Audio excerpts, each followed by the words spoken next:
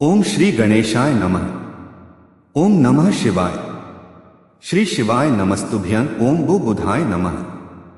समस्त धर्म प्रेमी माताओं, बहनों, बुजुर्गों और भाइयों को हमारा सादर प्रणाम। जय श्री गणेश और हर हर महादेव। भक्तों, आज का यह पावन दिन कोई साधारण दिन नहीं है।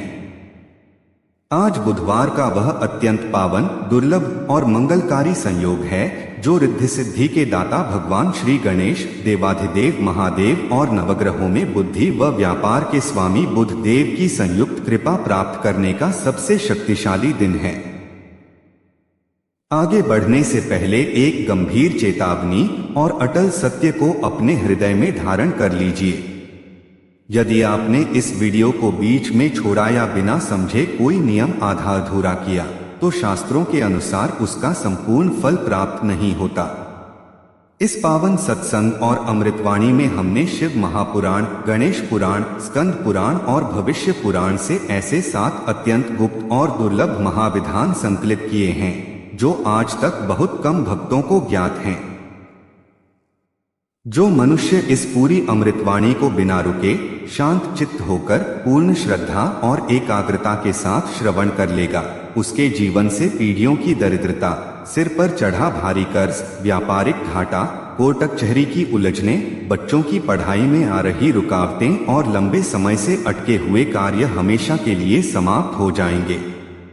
कमेंट बॉक्स में अपनी उपस्थिति दर्ज कराते हुए सच्चे हृदय से 3 बार लिखिए हर हर महादेव, श्री शिवाय नमस्तुभ्यं और ओम गं गणपत्ये नमः। भक्तों, पूज्य पंडित प्रदीप मिश्रा जी अपनी शिव महापुराण की कथा में बार बार कहते हैं कि कलयुग में भगवान शिव और प्रथम पूज्य श्री गणेश की शरण ही मनुष्य के समस्त दुखों की एकमात्र औषधि है।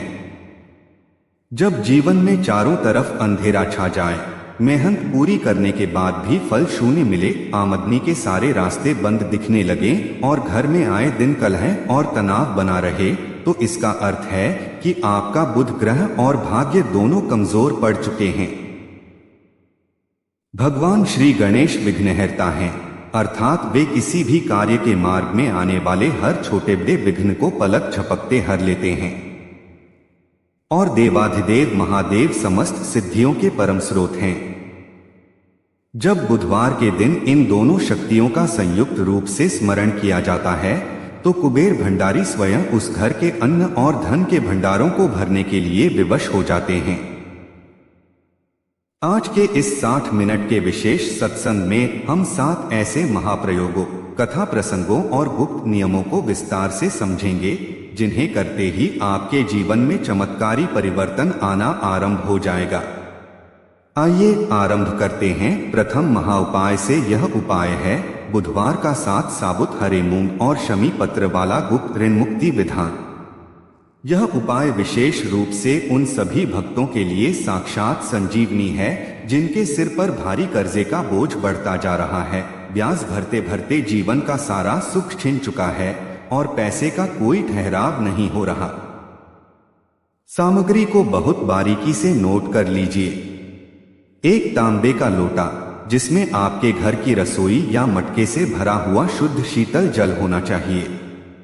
ठीक 7 साबुत मूंग के हरे दाने। ध्यान रहे मूंग का एक भी दाना कहीं से टूटा हुआ, खंडित या सूखा हुआ न हो। एक अखंडित शमी का पत्ता और केवल 2 बूंद गाय का शुद्ध कच्चा दूध। उपाय करने की सटीक विधि और नियम क्या है, इसे बहुत एकाग्रता से श्रवण करें। बुधवार की सुबह सूर्योदय से लेकर दोपहर 12 बजे के बीच या शाम को प्रदोष काल में स्नान करके यह उपाय करना है। घर से तांबे के लोटे में जल भरें, उसमें 2 बूंद कच्चा दूध मिलाएं और वह 7 हरे मूंग के दाने उस लोटे के जल में डाल लें। शमी का पत्ता अलग से अपने हाथ में रखें। शिव मंदिर पहुंचकर उत्तर दिशा की ओर मुख करके बैठें। सबसे पहले जो शमी का पत्ता आपके पास है उसे शिवलिंग पर माता अशोक सुंदरी वाले पावन स्थान पर समर्पित करें। अशोक सुंदरी का स्थान जलाधारी के ठीक मध्य की मोटी उभरी हुई रेखा होती है। शमी पत्र चढ़ाते समय मन में प्रार्थना करें कि हे माता अशोक सुंदरी, मेरे इस भारी कर्ज और आर्थिक संकट को दूर कर देवाधिदेव महादेव तक मेरी यह अर्जी पहुंचाएं। इसके बाद तांबे के लोटे को दोनों हाथों से पकड़े और शिवलिंग के ऊपर बिल्कुल पतली और अविरल धार से जल चढ़ाना आरंभ करें। जब जल की धार शिवलिंग पर गिर रही हो तब आपको मन ही मन 11 बार इस महामंत्र का उच्चारण करना है। ओम ऋणमुक्तेश्वर महादेवाय नमः। जल पूरा चढ़ जाने के बाद जलाधारी से बहकर आ रहे थोड़े से पवित्र जल को अपनी दाहिनी हथेली में लें और अपने दोनों नेत्रों, मस्तक और कंठ पर लगाएं। पूज्य गुरुजी बताते हैं कि हरा मूंग बुध के दोष को शांत करता है और शमी पत्र भगवान शिव के दारिद्र्य को तत्काल समाप्त करने की शक्ति रखता है। लगातार 3 बुधवार यह उपाय करने से कर्ज मुक्ति के रास्ते अपने आप खुलने लगते हैं। अब श्रवण कीजिए दूसरे महाउपाय को, जो व्यापार में भारी नुकसान, दुकान में ग्राहकों की कमी और नौकरी व आजीविका की रुकावटों को समाप्त करने के लिए है। यदि आप दिन रात मेहनत करते हैं, दुकान खोलकर बैठते हैं लेकिन ग्राहक मुड़कर भी नहीं देखते, या ऑफिस में आपकी पदोन्नति लंबे समय से रुकी हुई है, तो बुधवार का यह 21 दुर्वा और सिंदूर प्रयोग साक्षात कल्पवृक्ष का कार्य करेगा। सामग्री ध्यान से सुनिए। 21 हरी दुर्वा यानी दूब घास की गांठें। ध्यान रहे दुर्वा साफ और हरी होनी चाहिए। थोड़ा सा नारंगी सिंदूर या पीला अष्टगंध चंदन। एक मिट्टी का चौमुखा या गोल दीपक जिसमें गाय का शुद्ध देसी घी हो। 2 बेसन या बूंदी के ताजे लड्डू और एक कलावा यानी मौली धागा। विधि को बहुत ध्यान से समझिए।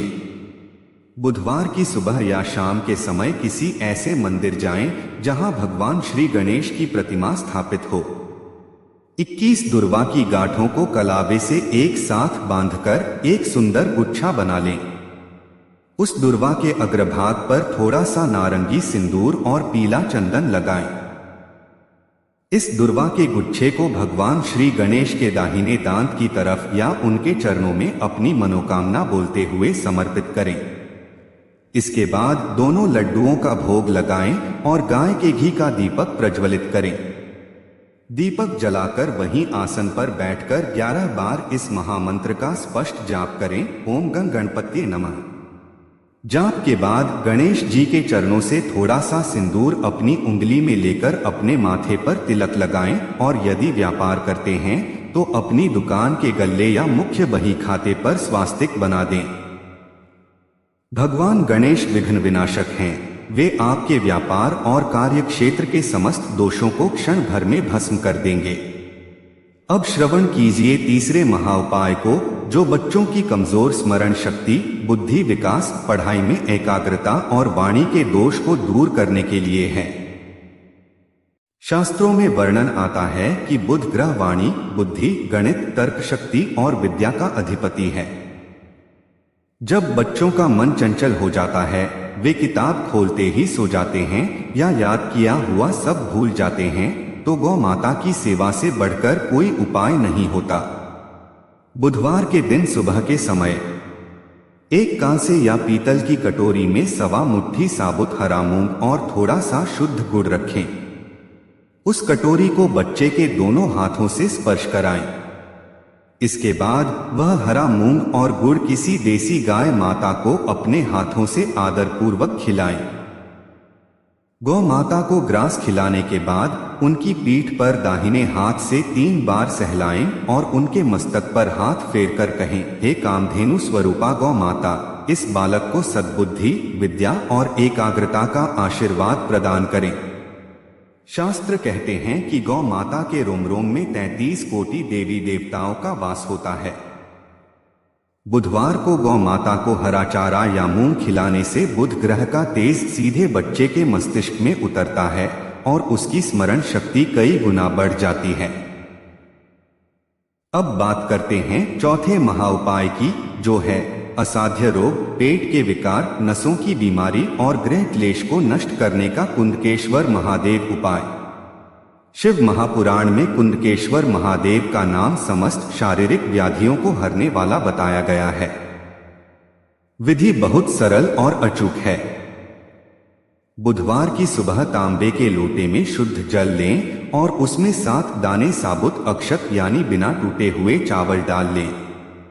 शिव मंदिर जाएं और शिवलिंग पर जल की अखंड धार चढ़ाते हुए 11 बार जप करें, ओम कुंडकेश्वराय नमः, ओम नमः शिवाय।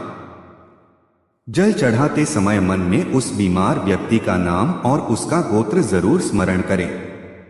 इसके बाद जलाधारी से बहते हुए पवित्र जल को अपने पात्र में थोड़ा सा रोक लें।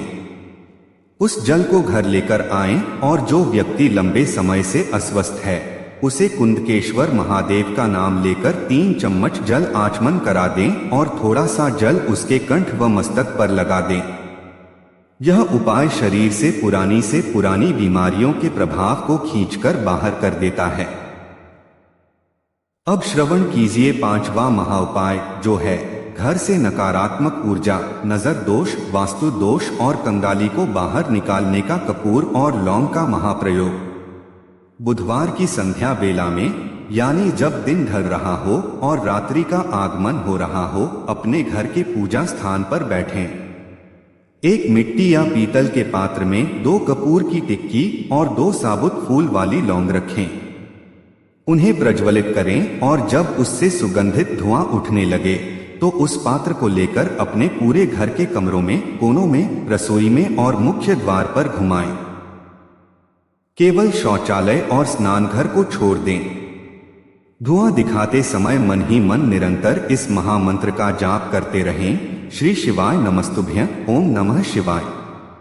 कपूर और लौंग का यह धुआं घर के वातावरण में फैली समस्त नकारात्मक तरंगों को जलाकर भस्म कर देता है और घर में साक्षात माता लक्ष्मी के आगमन का मार्ग बनाता है।